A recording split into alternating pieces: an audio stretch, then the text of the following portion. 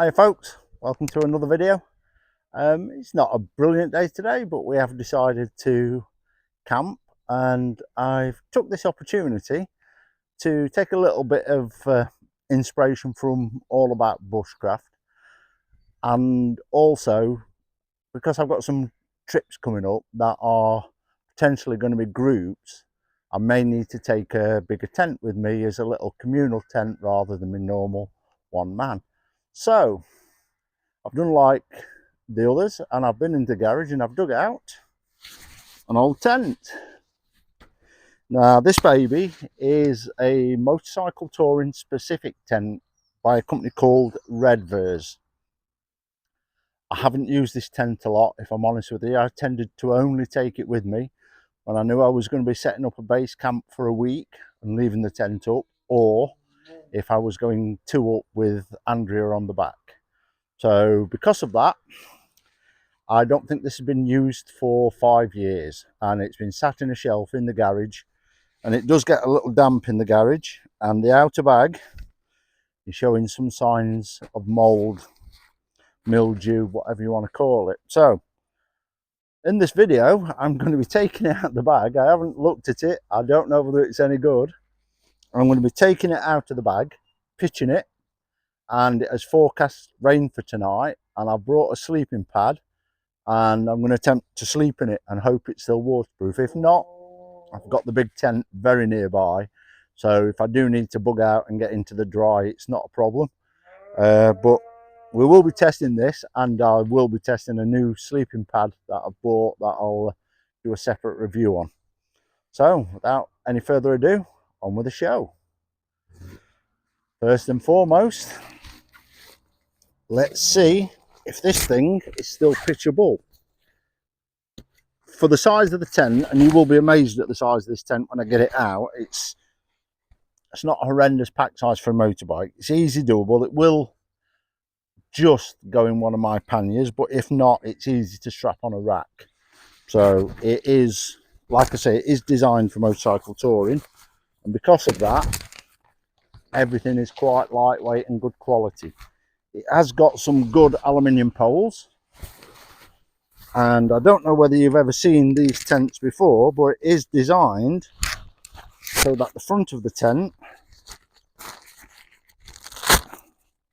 is actually a garage where you can work on your motorbikes.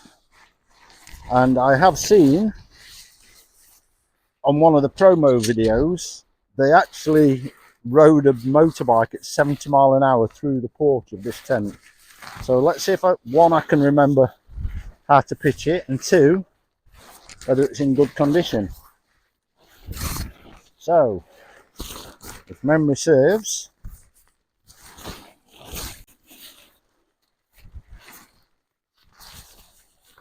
that little door is the rear. So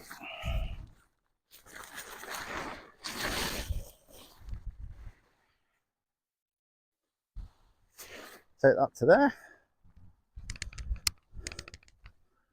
I am on a slope here, so it will be interesting sleeping in it tonight, but we shall see.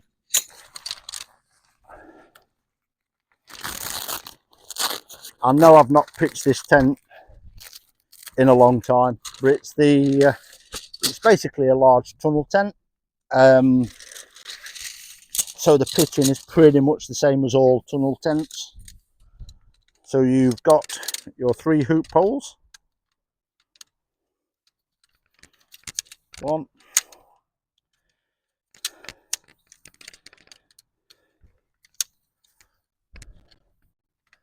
Like I say, these are exceedingly good, and they're supposed to be very resilient in wind. Shake them to get the curve right. Only needs a bit of a twist.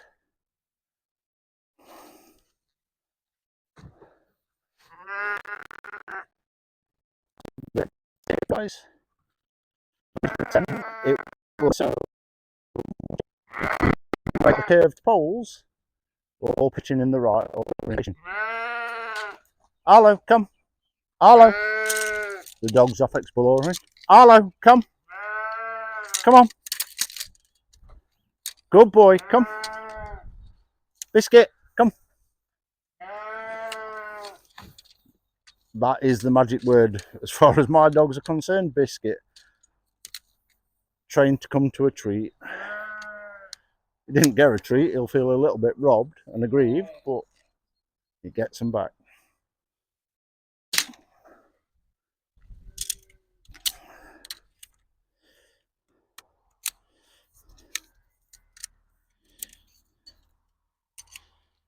Yes, as I was saying, in some of the promo videos, they've had these out in the like Atacama Desert and things in quite strong winds, and they've stood up really well. Now, I've never used this in strong wind, but I did camp on the north coast of Scotland on a campsite where somebody was using one,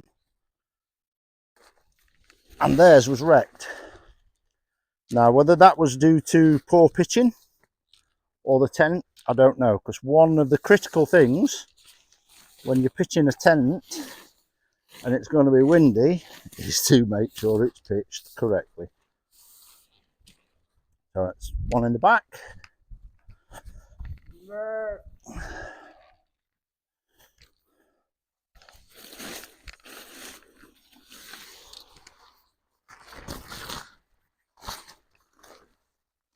Now, where's the sleeve for this one, if I can remember? That's it, starts high up.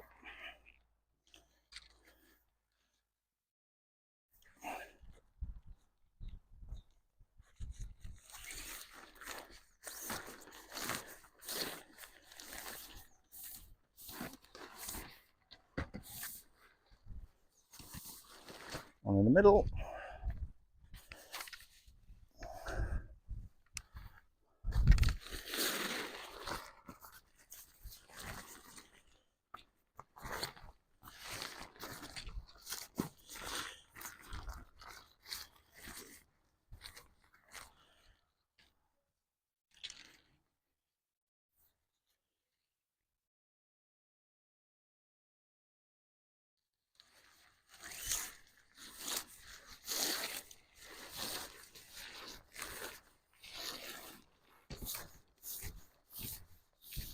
One in the front. I'll just check that, make sure everything's still in. Yeah, we're still in focus, in screen, whatever you want to call it. And then we'll start. All it is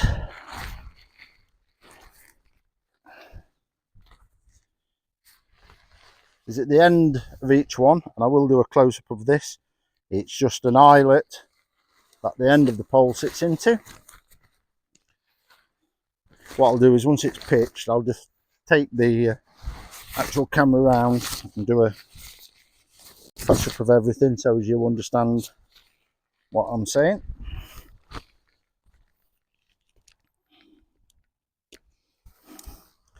An eyelet and some clips. That's the back pole done.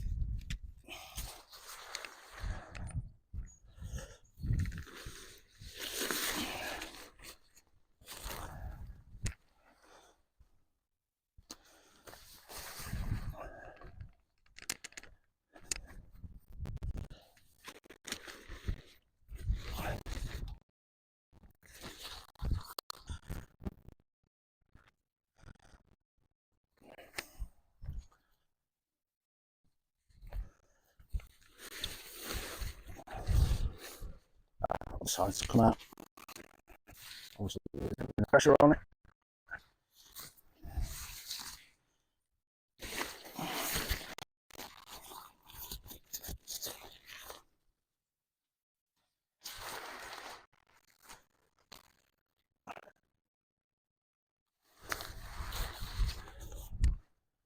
Just pop round and put that back in.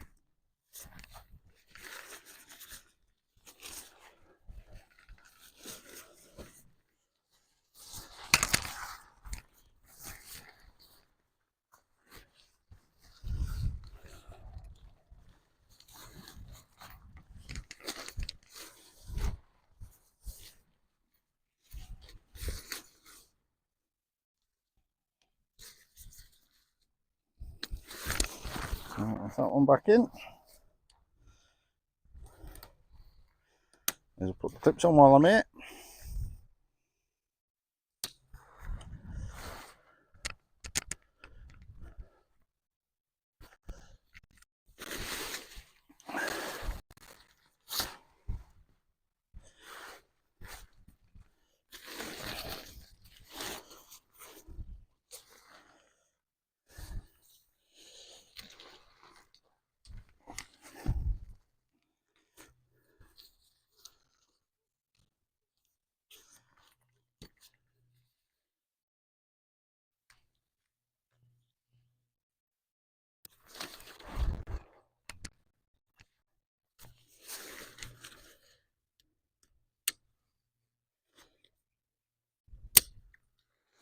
And the way I like to pitch this tent, if memory serves,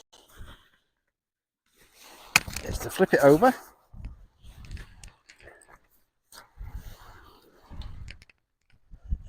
Grab a couple of pegs.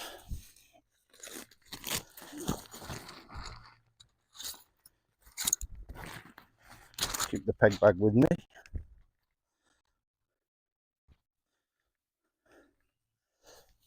And just grab the back, pull it backwards till it's roughly where you want it to be.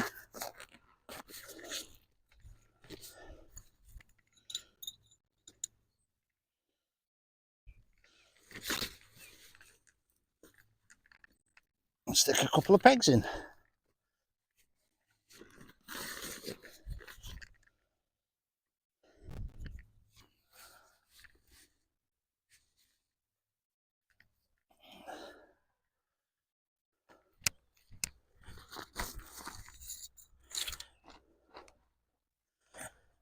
And then sort of do the reverse.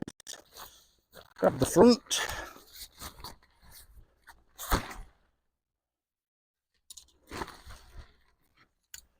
walk the poles so there's a bit of tension on the sides.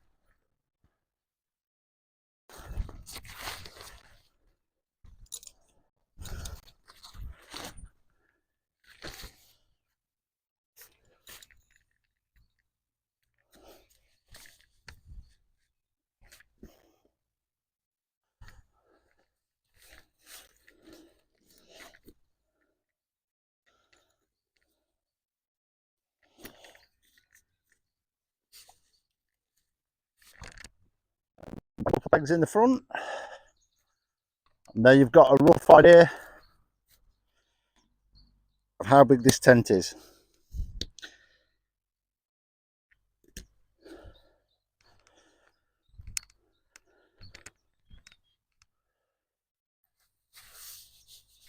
So what I'll do now then, guys, is rather than you watch me running around pegging out guy lines and things, I'll get it fully pegged out. I'll put all of the guys out so you get a good view of how many guy lines there are.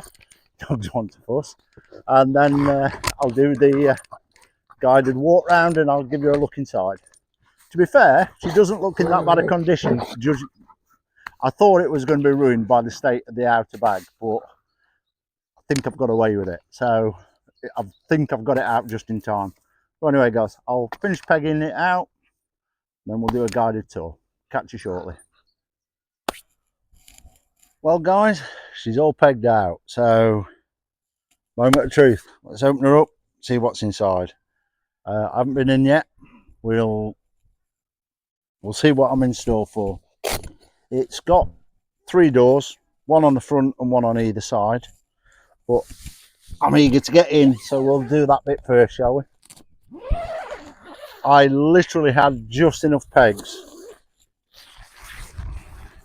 And this door does roll up and tie back. It just smells quite damp in here. It smells quite damp. This tent is tall enough that me, I'm about 6'2"-ish, maybe a bit more when I've got my hiking boots on.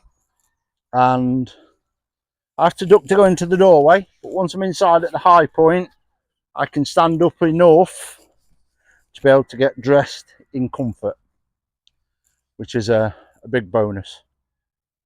So let me take the camera off the tripod and we'll we'll have a walk round and I'll talk you through the highs and lows of this tent.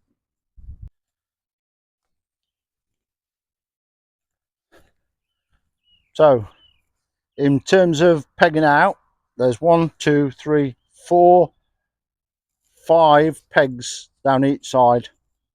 That includes the ones at the front and the back. And you have, everywhere there's a pegging point, there is a tie out. So yes, again, you've got 5. The other side is an exact copy of this. So you've got your door on the front, which you've already seen me going. And then also you have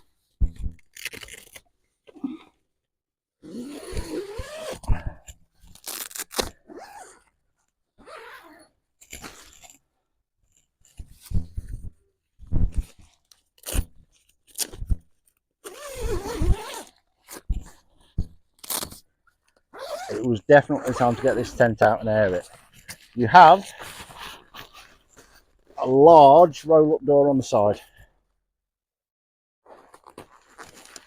Yeah, it's a good job this is not smelly vision, folks. There's definitely a damp smell inside this tent. It needs a good airing out. Like I said earlier, I think I've got to this baby just in time.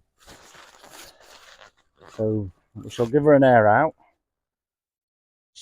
The material has still got that sort of rubbery PU feeling to it, so I'm quite hopeful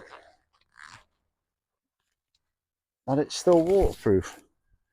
So as you can see, guys, it's plenty tall enough for me. In terms of the door, like I say, it's a big door because it is designed for you to be able to put your motorbike inside of here to work on it if it's bad weather and you need to do something. I have been known, if it's absolutely hammering it down with rain, to pull my bike in here, pack all my clothes and sleeping gear into it, and then take the tent down last, and then pack the tent onto the bike and ride away. You can actually take the tent down around the bike if you park it in the right space, which is really useful. In the past, when I've used it, it has been extremely waterproof. We've been stuck in a real downpour in France. I mean, it was a real downpour. One Bastille weekend, everything was closed. And we literally just sat in there eating snacks all night, playing chess or cards or whatever it was. The rain and thunder and lightning going around us, and it was fine. We didn't have a drop of water get in. Hope she's still that good now. So what I'll do is I'll bring you a little closer and you'll get a view of the inside. So folks, onto the inner tent. So the inner tent has got a double zip.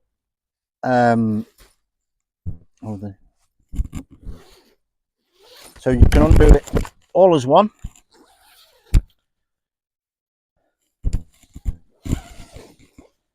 And then that would roll up and clip into this center column. That always stays there. And you can do the same on this side. If you go to the inside of the door, you can actually unzip the material from a reasonably good, I must admit, I've never had problems with midges and things in it. So you can unclip, you can unzip the material, and if it's particularly warm out,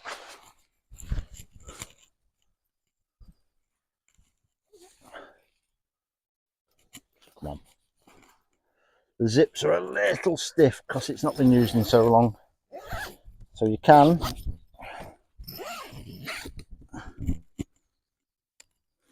they need a pencil rubbing along them, so you can have just mesh, which is really useful.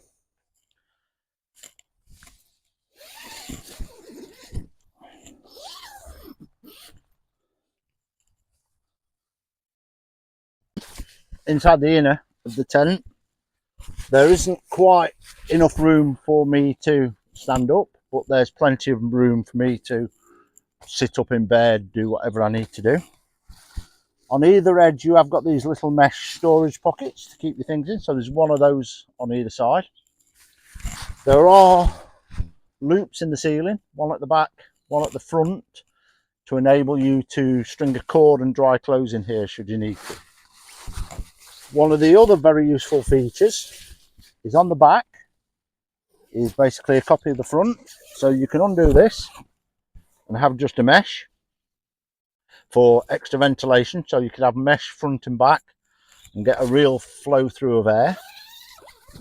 Or, and this is one of the features we found very useful, is you can put, you've got a storage area at the rear that is accessible both from inside and outside. You can see this zip door here, and you can stow your panniers and things in there, and you can take your wet clothes off, put them in there. You can use it as a really accessible storage area that you can get to from either inside or out. Like I say, I did find that feature particularly useful. The other thing is, if you are using the mesh, this inner door, you can just unzip the top for a little bit of ventilation, or you can unzip it all and roll it back. So really useful in terms of ventilation and practicality. So the zips are all a little bit stiff. Either that or my pitching isn't up to standard. Not quite sure which one it is, folks.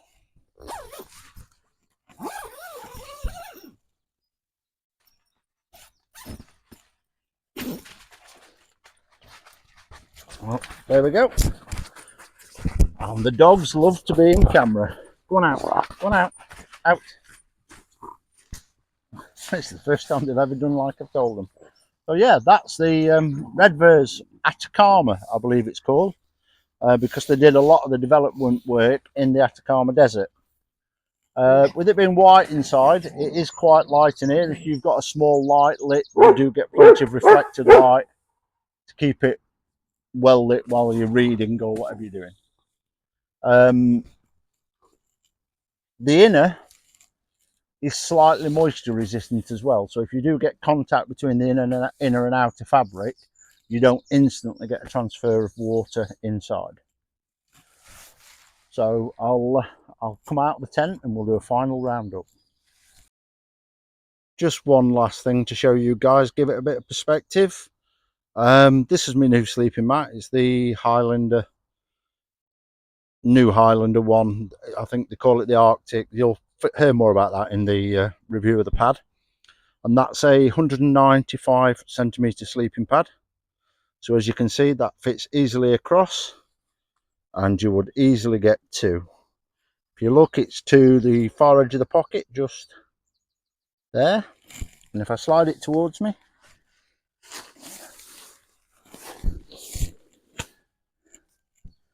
it's to the near side of the pocket just there. So you would easily get two of these across.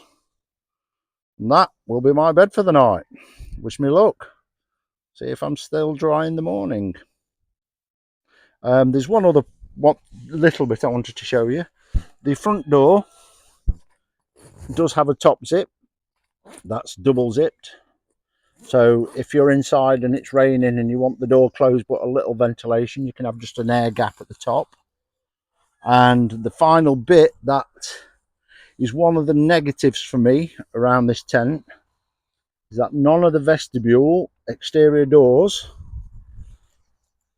have mosquito or midge netting, which when you're sitting in here at night, and it's a sort of tent where the vestibule is big enough that you would sit in it of a night time, you are either having the door shut or the midges are getting in.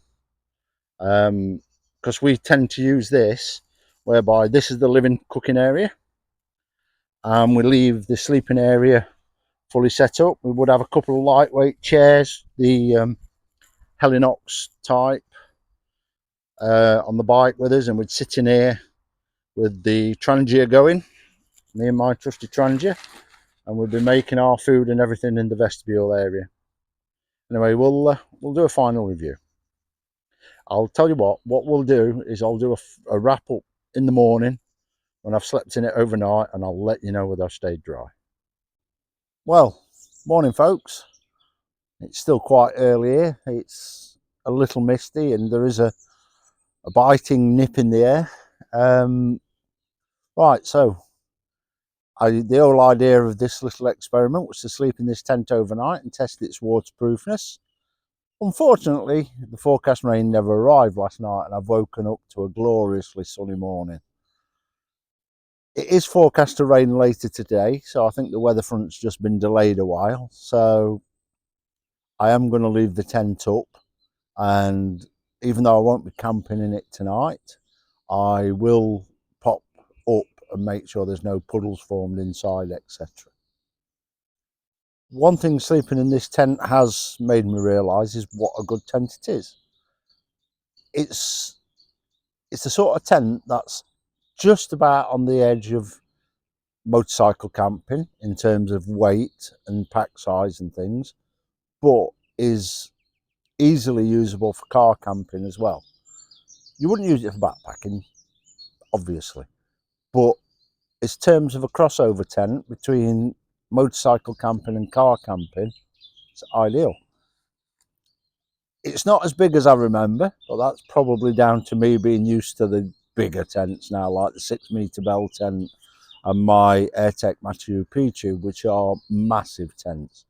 They're proper or full-on family-sized tents. It's,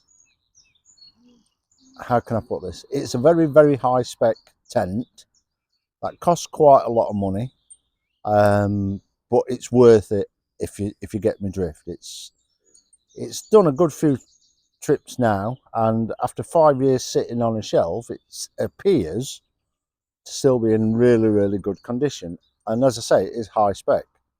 I will put a screenshot at the end of this video of the specs that I looked up on the internet last night, and when I reminded myself about how good a tent it was reading those specs.